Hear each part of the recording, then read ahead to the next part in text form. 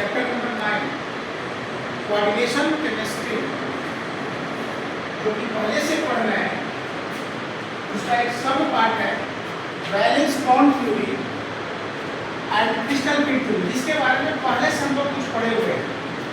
जैसा कि पता है वैलेंस बॉन्ड थ्योरी के पोस्टुलेट्स में कुछ लिमिटेशंस होते हैं, उस लिमिटेशन को हम लोग दूर करते हैं क्रिस्टल फिल्ड थ्योरी से। इसके बारे में हम लोगों ने कुछ पहले से पढ़ रखा है और प्रीवियस क्लासेस में कहा गया था कि आप लोग के पास जो समस्या होगी अपनी समस्या को रखेंगे। अगर आपको क्रिस्टल फिल्ड थ्योरी से वैलेंस बॉन्ड थ्योरी से संबंधित समस्या है तो आप अपनी समस्या को वन बाय वन करके करके रखेंगे। अगर कोई बच्चा कोई क्वेश्चन पूछना चाहता है तो अपना क्वेश्चन को पूछ सकता है।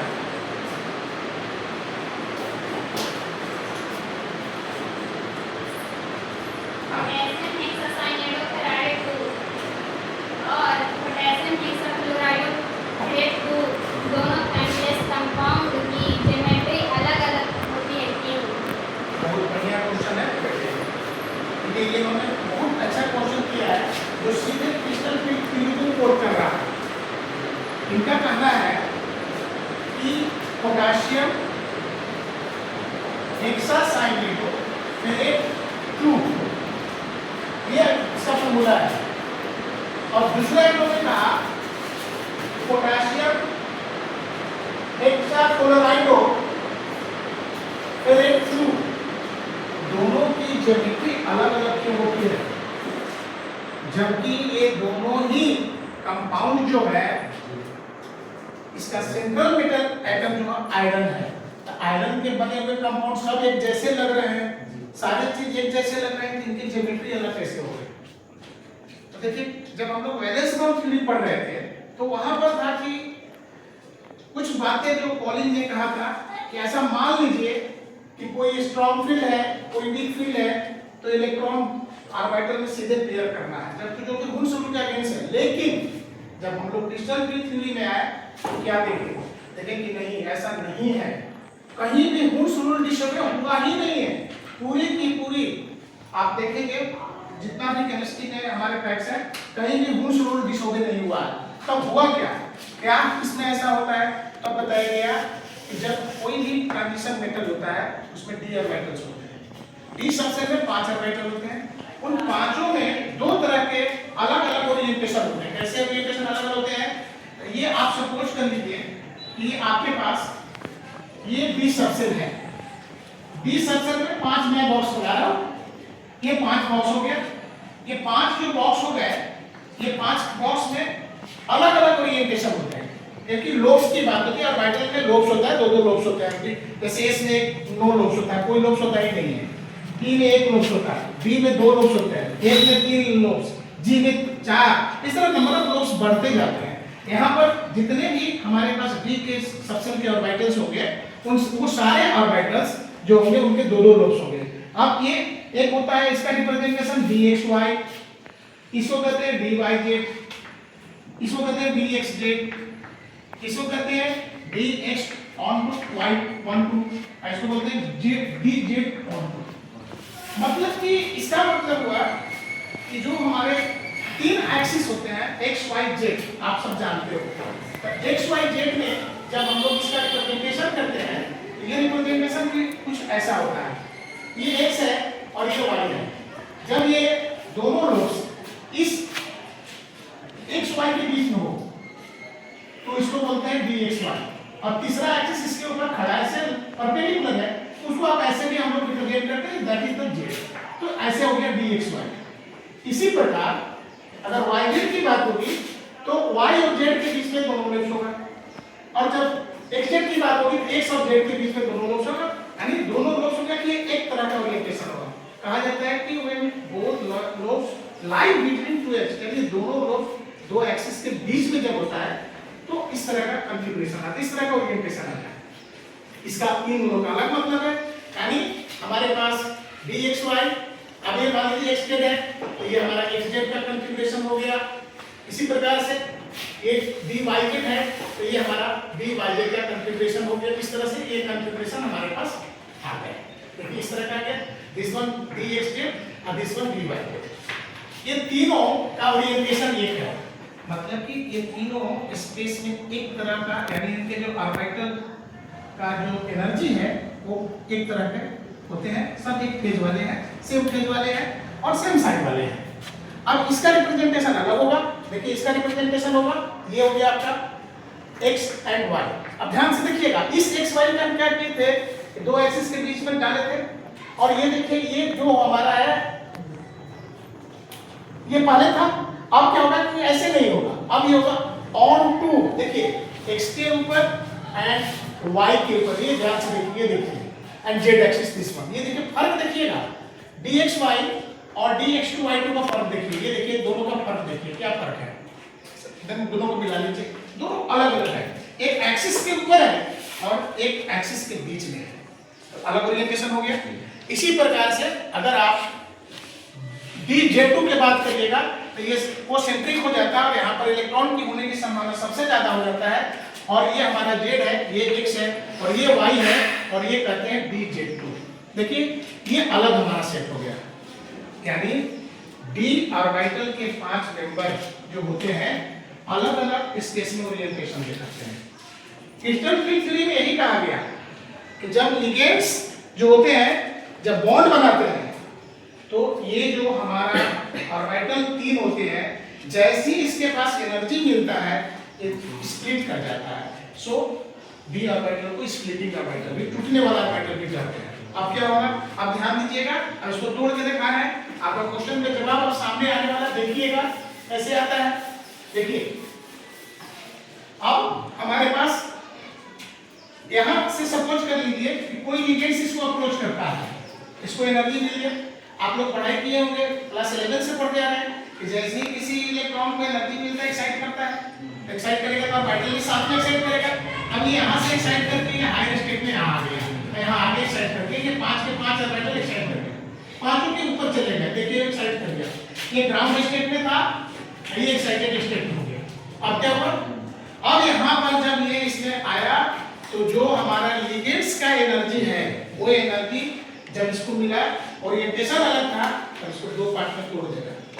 यह बात, ये 3 वाले जो हैं एक तरफ हो जाएंगे और 2 वाले एक तरफ हो जाएंगे, यानी ये जो हमारे यहाँ से जो दो जिनका एनर्जी ज्यादा है, क्यों एनर्जी ज्यादा है इसमें भी मैं डिस्कशन कर रहा हूँ, देखिए ऐसे टूट जाता है, ये इस प्रकार से ब्रेक हो जाता है, यानी ये d ऑर्बिटल के 5 मेंबर 2 सेट में टूट जाते हैं।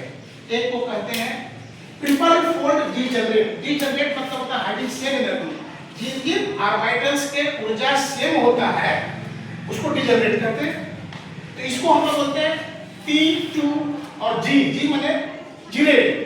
देखिए G का फुल फॉर्म होता है, वो होता है जीरेट, मैं बताता हूं उसके बारे में कि जीरेट क्या होता है। एक वर्ड U होता है अनजीरेट, ये दोनों जर्मन वर्ड है, मैं आपको बता दे रहा हूं ये दोनों जर्मन वर्ड है।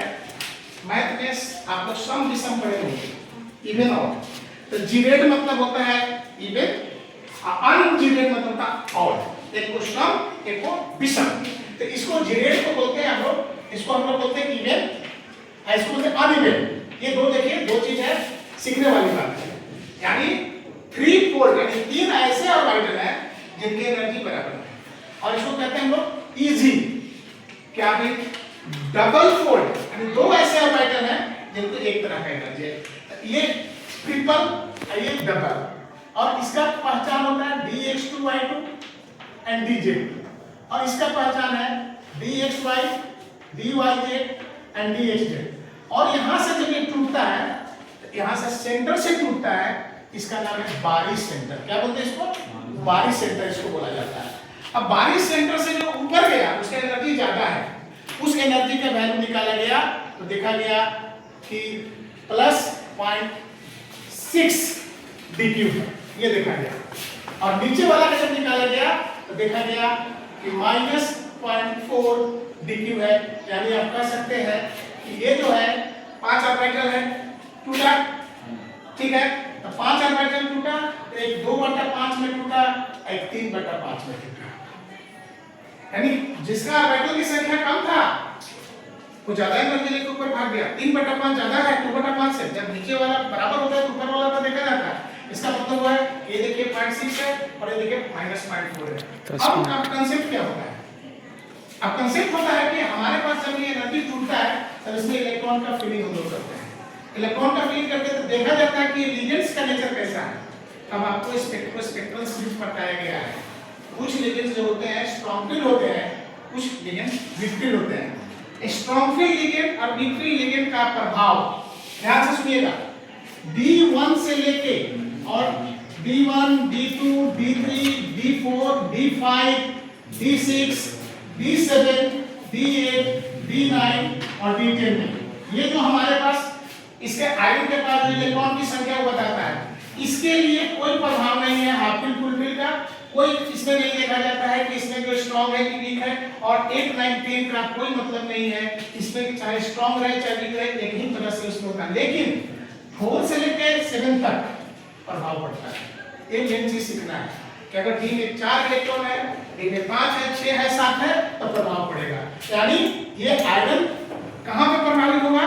तो ये जो आपका लिगेंड्स है एक स्ट्रॉन्ग फील्ड का है, ये वीक फील्ड का है। यहाँ इन दोनों में प्रभाव पड़ेगा। कैसे प्रभाव पड़ेगा, कैसे ज्योमेट्री बदल गया, बस आपको मैं आधे मिनट में बता रहा हूँ कैसे प्रभावित हो गया। देखिए हम लोग क्या करते हैं, यहाँ पर आयरन का ऑक्सीडेशन नंबर निकालते हैं। जब आयरन का ऑक्सीडेशन नंबर निकालिएगा तो +2 आएगा। अब इसका इलेक्ट्रॉनिक कॉन्फ़िगरेशन करेंगे तो 1s2 से जाते जाते और 3d6 में जाके समाप्त हो जाएगा। दोनों का +2 ही है, दोनों का देखिए दोनों का बता रहे हैं, लेकिन दोनों का कॉन्फ़िगरेशन में क्या फर्क पड़ेगा। अब ये जो है इसको स्ट्रॉन्ग फील्ड कहते हैं। इसका जो हमारा क्रिस्टल फील्ड स्टेबलाइजर एनर्जी ज्यादा होता है, ये स्ट्रॉन्ग फील्ड में आता है। जब स्ट्रॉन्ग फील्ड में आएगा तो ये जो हमारे पास डी 2 पार्ट में बटे थे, एक डी हमारा जो था ऊपर के 2 ऑर्बिटल ले लिया था, एक डी जो है नीचे में 2 ऑर्बिटल ले लिया। तब कहता है कि अगर स्ट्रॉन्ग फील्ड होगा तो पहले नीचे वाला भरेगा तब ऊपर वाला जाएगा। तो नीचे वाला भरेगा तो हुन क्या करता है, एक एक इलेक्ट्रॉन, देखिए एक इलेक्ट्रॉन यहाँ, एक यहाँ, एक यहाँ, 3 हो गया। कितने इलेक्ट्रॉन है? 6 है। फिर देखिए 4, 5 और 6, देखिए आपके पास 2 भी खाली हो गया। आपके पास कितना, हमारे पास ऑर्बिटल खाली होना चाहिए था एज पर वैलेंस बॉन्ड 6, जितना ये लिगेंड्स में डोनर एटम होते हैं वो तो नहीं खाली होना चाहिए। 6 में 2 खाली हो गए। देखिए 2 डी का हमारा खाली हो गया, ये देखिए दोनों डी का है, D2 हो गया। इसके बाद हम लोग S और S से लेते हैं, एक S से लेते हैं और 3 P से लेते हैं। ये देखिए 3 P से लेते हैं, ये 3 हमारा P से हो गया, 1 2 3। एक S है, ये देखिए P3, इसका हाइड्रेशन हो गया D2sp3। क्या हाइड्रेशन हो गया? सामने दिख रहा है, देखिए बताइए क्या हाइड्रेशन दिख रहा है? D2sp3। और यही फिर Cn आता है तो ये यहाँ पे इलेक्ट्रॉन का पेयरिंग करके यहाँ पर बॉन्ड बना लेता है और इस तरह से इसका हाइड्रेशन हो गया D2sp3। इसको इनर कॉम्प्लेक्स कहते हैं। क्या कहते हैं? देखिए आप पूछे ना कि ज्योमेट्री क्यों अलग होता है, जब D पहले आएगा तो इनर कॉम्प्लेक्स होगा। क्या कहलाएगा वो? Inner complex. लेकिन यही चीज जब वीक फील्ड में आप जाते हैं तब क्या होता है, तब कहता है कि नहीं ये T2G और Tg दोनों का आपको क्या करना है, पहले एक एक इलेक्ट्रॉन भरना है और तब पेयरिंग करना है। तब क्या होगा, अब देखिएगा क्या होता है। अब इस यहाँ भर के दिखाते हैं 5, अभी भी 6 इलेक्ट्रॉन दूसरे केस के लिए, इसके लिए बता रहे हैं दूसरे केस के लिए। तो 1 2 3 4 5 और छठा इलेक्ट्रॉन यहाँ, कोई डी खाली है क्या? कोई डी खाली है? नहीं खाली है। अब क्या करना होगा, अब हमको 3D खत्म हो गया तब 4s में जाना होगा। तब इसके लिए क्या होगा, 4s आएगा, फिर 4p आएगा। अब 4p के बाद 4d में से 2 इलेक्ट्रॉन लेंगे तो हमको 6 चाहिए, तो 2 ऑर्बिटल 4d से हम लोग लेंगे। देखिए 5 है, 2 ले लेंगे ऐसे, और ये देखिए s हो गया, ये देखिए p3 हो गया, और 2 d लेंगे यहाँ पे, और ये देखिए हमारा इसका हाइड्रेशन हो गया sp3d2, और ये हो गया आउटर कॉम्प्लेक्स। क्या हो जाएगा? Outer complex. और इस प्रकार से दोनों का हाइड्रेशन अलग हो गया, दोनों का नेचर ऑफ कॉम्प्लेक्स अलग हो गया, दोनों का स्पिन अलग हो गया। ये देखिए इसमें एक भी अनपेयर्ड इलेक्ट्रॉन नहीं है, ये लो स्पिन हो गया। क्या हो गया? तो जनरली कहा, उन्होंने कहा था कौन, पॉलिंग में, वैलेंस बॉन्ड थ्योरी में, कि जो स्ट्रॉन्ग फील्ड वाले कॉम्प्लेक्स होते हैं वो लो स्पिन होते हैं। देखिए प्रूफ हो गया उनकी बात, वहां कहा जाता है जबरदस्ती की बात बोलते हैं। अब देखिए और इनर में क्या हुआ, देखिए कितने अनपेयर्ड है, 1 2 3 4, हाई स्पिन हो गया, और ये कॉम्प्लेक्स क्या हो गया? हाई स्पिन हो गया। देखो तुम्हारा क्वेश्चन था कि अगर आप एक ही कॉम्प्लेक्स इसमें आयरन लिए हैं आप, दूसरे कॉम्प्लेक्स में भी आयरन का ही है, लेकिन लिगेंड्स अलग अलग है, तो ज्योमेट्री क्या बदल जाता है। एक तो हो गया कि क्रिस्टल फिल्म थ्योरी में इसका क्लियर जवाब है। अब इस थ्योरी को जानते हैं तो साफ बता रहा है कि कहां पर इनर कॉम्प्लेक्स होगा, कहां आउटर कॉम्प्लेक्स होगा, कहां हाई होगा और कहां लो। इस प्रकार से हम लोगों ने एक क्वेश्चन को सॉल्व किया है।